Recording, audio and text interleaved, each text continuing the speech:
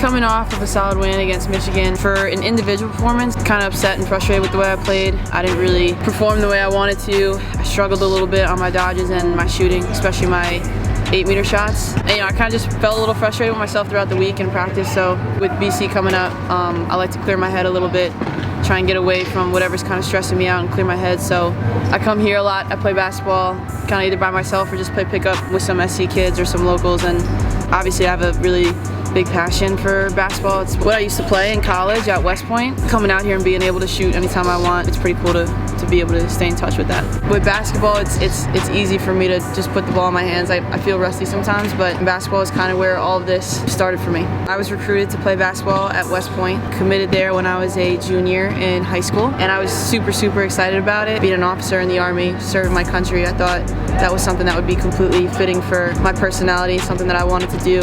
And I was really gung-ho about it when I first committed there. I went to prep school first. My grades weren't the best to get in directly, especially my SAT scores, so I did a year at prep. I have no regrets in doing. It was awesome. I met great people, I met great friends, and I was able to get up to speed academically and also get better as an athlete and kind of just improve on my game. August of 2015, that's when I got into the academy. That was my freshman year. Basketball went by, it was awesome, but I really started realizing how much I actually missed lacrosse at that time. I asked my basketball coaches if I could also walk onto the lacrosse team, and the lacrosse coach at the time, her name was Kristen Wagbo. She was an awesome coach. She took me with open arms and was able to play my first game against Bucknell with the team, and I was super stoked about that. And then going into my sophomore year, that's where I really started to question if I wanted to stay at the academy or not. I felt like I wasn't very happy, and I felt like my mind was kind of changing on what I wanted to do as a career. And at Army, I really wanted to fly Apaches. I really wanted to branch aviation, and I knew in the back of my head that I wasn't going to be able to get it because my grades weren't good enough, and aviation is a super competitive branch. So from that point,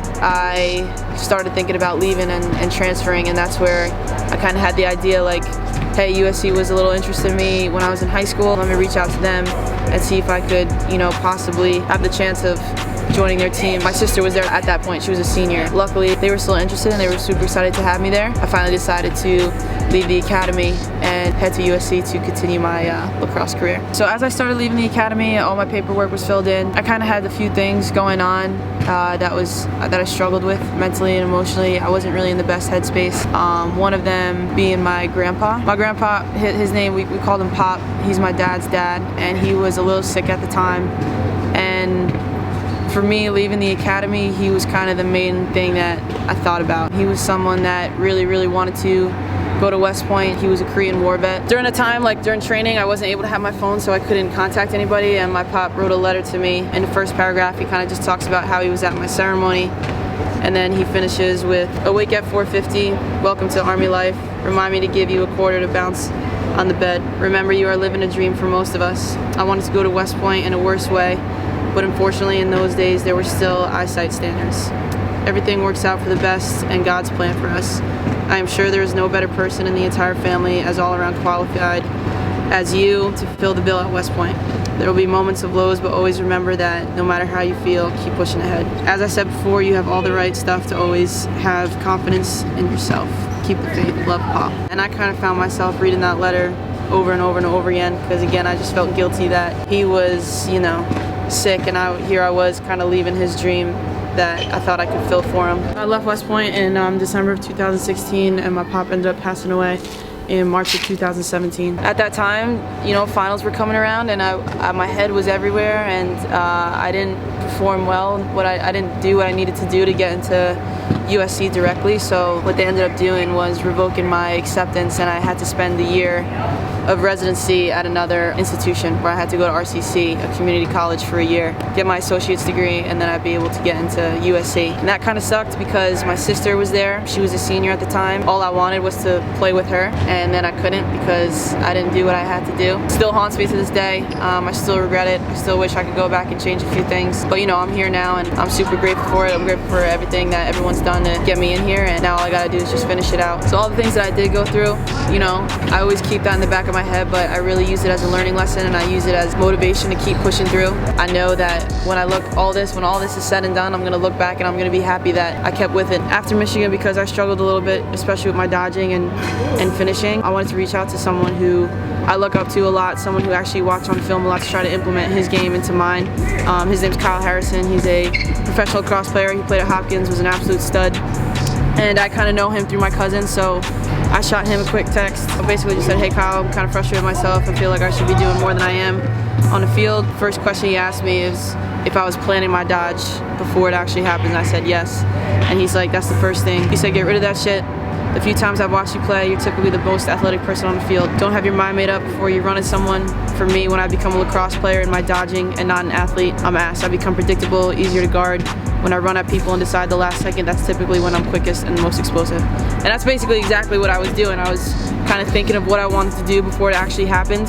And I was just getting jammed up. I felt like I didn't even have one step on the girl. And I was just getting frustrated because I knew for myself with like my athletic ability that I could absolutely get past these people. I just like was struggling. When I read that, like the next day of practice, I felt super, super loose. You know, I just played, like Kyle said, I was just an athlete instead of a lacrosse player. And I think that's what I gotta do a little bit more of, instead of trying to, you know, create a dodge in my head before I see it. For him to kind of give me that advice, it was really cool. Especially just because it is Kyle Harrison. You know, I have the luxury of being able to talk to somebody like that. I'm really glad that, you know, I have his number. I can shoot him a text whenever I feel like I need someone to help me out. So BC now, that's the only thing I'm really focused on. That's the only thing that I want to worry about for the next 24 hours. They're the team that ended my sister's career. When I could have been there, I wish I could have been out there helping. Again, they beat us these past 2 years that I was here. It's always been a physical, chippy game. I've never really got along with them, so to speak. Just put our money where our mouth is, and I think we're super prepared to do that.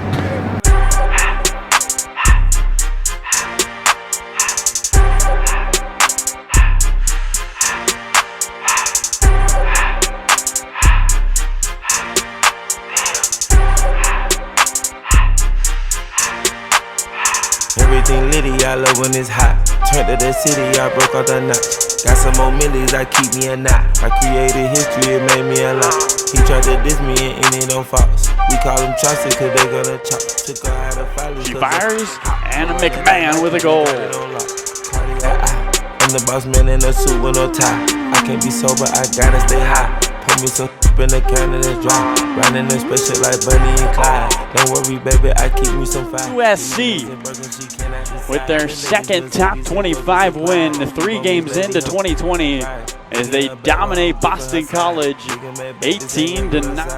Really fly, we like Pelican guys. She range slick, I can tell her the skies. Upgrade at my wrist, put her gas in the sky.